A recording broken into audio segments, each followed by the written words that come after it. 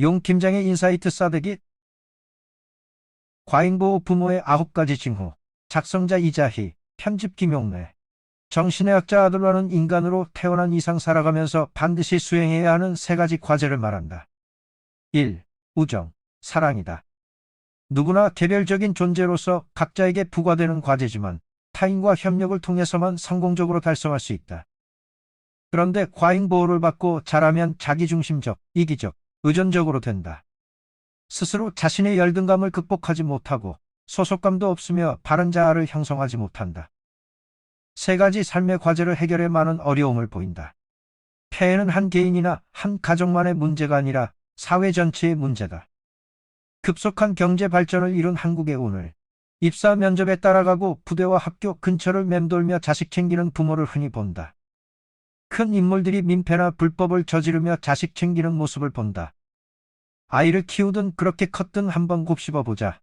자신과 가족, 친구, 동료 직원들은 어떤지? 과잉보호 연상 단어. 집착, 막장, 울타리, 민폐, 부모의 스토킹. 극성, 외아들, 외동딸, X대 독자, 전손, 산만한 아이, 나이값, 잔소리, 버릇, 대리시연, 비행 청소년, 말썽, 포기, 쪽팔림, 응석바지, 헬리콥터 부모, 캥거루맘, 몬스터 페어런츠, 딸 아들 손주 바보, 마마보이, 공주병, 왕자병, 이 결혼 반대, 다 너 잘되라고, 내가 어떻게 키웠는데, 존속범죄, 보상심리, 뒤통수, 사회적 시계 멈춤, 부모 등골 빼기, 강요, 들들볶기, 모태신앙, 과잉육아, 일방통행, 의존, 막무가내, 생떼, 과열경쟁, 무질서, 강박. 과잉보호. 자녀를 지나치게 보호하는 양육태도로 신경증적 생활양식을 만드는 주요 원인. 아동에게 질식할 정도로 많은 사랑과 세심한 보호와 지나친 배려를 한다. 흔히 온실의 열대기후에서 자랐다는 의미로 이계라고 표현하기도 한다. 엄마의 과잉보호 이 방식. 성장하면서 사랑을 받지 못한 엄마는 자녀를 과잉보호하게 되는데, 어떤 엄마는 힘을 휘두르는 방식으로, 또 어떤 엄마는 지나치게 방임하는 방식으로 자녀를 과잉보호한다. 데이비드 레비, 가족치료사. 인생 3과제.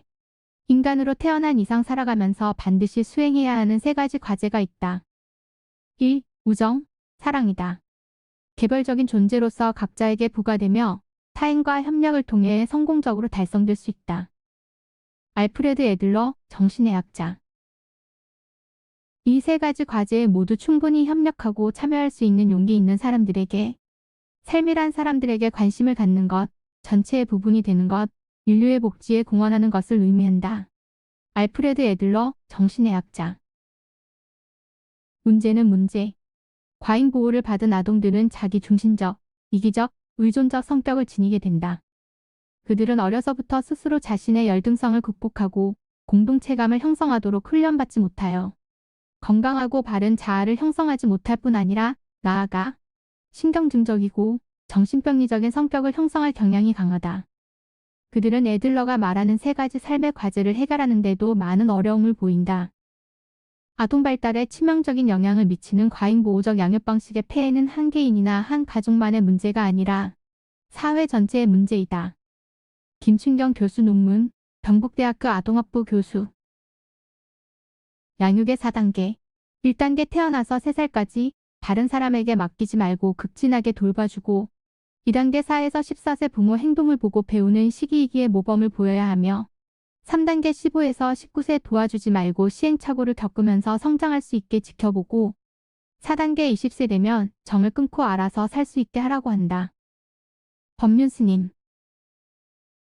과잉보호 부모의 9가지 징후. 애프릴 덩컨 작가, 배류의 패밀리 기고 기사. 모든 것에 사사건건 참견. 아이들을 너무 밀착하지는 않는지 아이 삶의 모든 측면을 다스리는 것은 아이나 부모에게 다 좋지 않다. 자녀가 자기 길을 가는 것을 막고 추구하고 싶은 관심사를 결국 찾지 못하게 할 수 있다. 마음을 열고 새로운 취미 생활, 친구 집에서 하룻밤 보내기 등 하고 싶을 일들을 알려주는 것이 좋다. 2. 항상 실패 사전 차단. 아무도 실패하고 싶어 하지 않는다. 완전 온전하게 만들어주려는 부모의 욕망 때문에 자신에게 의문을 품게 된다. 실패의 두려움으로 막아서면 자신의 길을 벗어나게 된다. 현실적으로 실패하더라도 괜찮다. 경험하고 다시 제자리로 되돌아오는 것을 지켜본다면 아마 그런 모습에 적잖이 놀라게 될 것이다. 축구가 아니라면 육상 선수로 두각을 나타낼 수도 있고 숙제를 대신 해주지 않으면 할 방법을 찾게 된다. 3. 책임감 교육 소홀. 침구와 방을 청소하고 옷과 양말을 정리해준다. 모든 것을 스스로 하는 것이 더 쉽고 빠르다. 책임감을 가르치는 것은 중요하다. 막내 아이조차도 책임감을 배우면 오히려 남에게 도움을 줄 수도 있다. 청소하고 정리하는 방법을 가르쳐라. 사진을 찍어 방이 깨끗해지면 어떤 모습인지 기억하도록 하라. 모든 사람이 공정한 자기 몫을 할 수 있도록 가족 구성원 각자에게 맞는 일을 정하라. 4. 지나친 위로. 아이가 실수를 하거나 다른 아이에게 당하는 것을 보는 것은 마음 아픈 일이다. 상처받은 감정을 고쳐주고 싶고 달래주고 싶은 마음이 굴뚝 같아진다. 너무 달래면 기분은 나아지게 할 수 있지만 자칫 자녀를 망칠 수도 있다. 스스로를 감정을 겪고 이기도록 해야 한다. 모른 척은 아니다. 실수하거나 싸워도 한 일에 대해 이야기하며 따뜻하게 안아주는 것이 좋다. 사소한 것은 신경을 쓰지 말고 맡겨라. 5. 친구 관계 간섭. 정말 좋은 친구만 사귀도록 바란다. 골라서 친구할 수 있다면 얼마나 좋을까? 즉, 부모가 골라서 사귀게 한다면 단호히 거부한다. 때때로 부모가 보기에 마음에 차지 않는 친구를 사귈 수 있다. 부모가 친구 자녀들을 소개하여 우정을 강요하는 것도 문제가 된다. 충분한 이유가 있을 때만 중재한다. 신체 또는 정신적으로 아주 해로운 경우는 의심의 여지 없이 해결에 나서야 하지만 그 외에는 알아서 사귀게 하라. 6. 위험만 자꾸 강조. 안전하게 보살피는 것이 항상 최우선 과제다. 하지만 사소한 일마다 아이를 잡는 것은 최선이 아니다. 계속해서 하지 마. 안 돼. 그만 소리치지 말고 스스로가 중단하도록 결정할 수 있게 노력하라. 항상 부정적인 다그침만 듣다 보면 더욱 부정적이 되기 쉽다.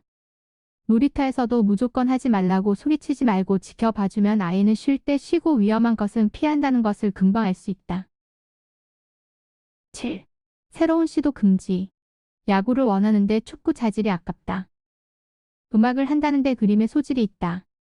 4년 동안 참여했던 수학 캠프 대신 다른 캠프에 가고 싶어 한다. 때때로 우리는 무심코 아이가 스스로 가고자 하는 길을 막는다. 야구를 못해도 음악을 못해도 중요하지 않다. 새로운 모험과 탐험을 도전한다면 멋진 일이다. 관심사와 추구하는 것을 스스로 결정하게 하면 자유로움도 누리고 더 독립적으로 커갈 것이다. 8. 줄기찬 확인. 지도 교사는 정보를 수시로 학부모에게 전해준다. 매 시간마다 전화하지 않아도 아이가 괜찮은지, 부모가 해줄 수 있는 일이 있는지 알려준다. 지나치게 애지중지하여 매번 확인하다 보면 아이는 질식한다. 눈에서 벗어나면 놀라 기절초풍하지 말고 지도 교사나 가깝게 시간을 보내는 사람과 연락하라. 어떻게 지내는지 자녀와 이야기를 자연스럽게 나누는 것이 좋다. 지나친 확인은 자신과 주변 사람만 미치게 만든다. 9. 현실과 격리 조치. 예전에는 동화 같았다면 요즘에는 상상하지 못했던 슈팅 게임, 비디오 게임을 한다. 자정 넘어 야동에 노출되는 위험에도 직면한다. 해로운 것으로부터 단절시키길 원한다. 현실 환경을 차단하여 비누방울 속에서 자라게 하고 싶지만 불가능하다. 친구와 사회에서 배워가며 무슨 일이 벌어지고 있는지 모른다. 가혹한 현실에 대해 가르치는 것이 차라리 낫다. 사랑의 울타리 속에서 주변 세상에 대해 가르쳐 주어야 한다. 헬리콥터 부모의 장단점. 아이들은 성장하고 발달하며 실수도 저지르면서 자연스러운 결과로부터 배울 수 있는 공간이 필요하다. 과잉 보호라면 한팔 물러서라. 아이에게 더 많은 공간을 주어야 한다. 길을 따라 안내하되 모든 것으로부터 보호하려고 마라. 이탈하려고 길을 쓴다면 정신건강 전문가, 아동심리 전문가 등과 상담하면 책임감 있는 성인으로 성장하는 때 필요한 공간을 부모가 제공하는 방법을 배우는 데 도움이 될 수 있다. 감사합니다.